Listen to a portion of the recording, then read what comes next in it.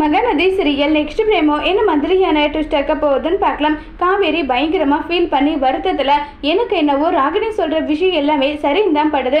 விஜயோட நடுவெடுக்க என் முகத்துல கூட முழிக்காம அவர் என்ன ஒட்டுமொத்தமா கண்டுக்காம அவர் இப்படி பண்றது மனசுக்கு ரொம்பவே வருத்தமா இருக்குன்னு சொல்லிட்டு காவேரி விஜயை நினைச்சு ரொம்ப வருத்தத்துல இருக்காங்க.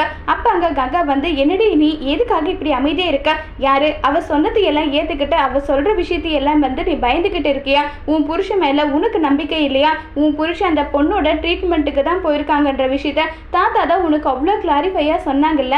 அப்புறமா அதை ஏத்துக்காம உன் இஷ்டத்துக்கு நீ இருந்தா என்னடி அர்த்தம்? கொஞ்சம் பொறுமையா இரு. இல்ல அப்படி நீ வருத்தப்படுறதா இருந்தா முதல்லயே நீ வருத்தப்பட்டுட்டு இருக்கணும். அதை விட்டுட்டு இப்ப வருத்தப்பட்டு என்ன ஆக போகுதுன்னு நல்லா சொல்லி கேட்டுட்டு இருக்காங்க.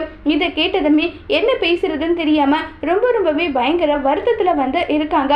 உடனே காவேரி அக்கா நான் யோசிக்காம ஒரு விஷயம் பண்ணிட்டேன்னா ஆனா அதை நினைச்சு நான் ரொம்பவே வருத்தத்துல இருக்கேன். எனக்கு என்ன பண்றது என்ன பேசுறது எதுவுமே எனக்கு தெரியலக்கா.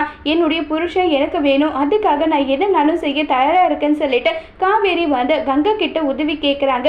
கங்கா இதுக்கு என்ன உதவி செய்ய போறாங்கிறத வரப்போற எபிசோட்ல வெயிட் பண்ணி பார்க்கலாம். தேங்க்யூ.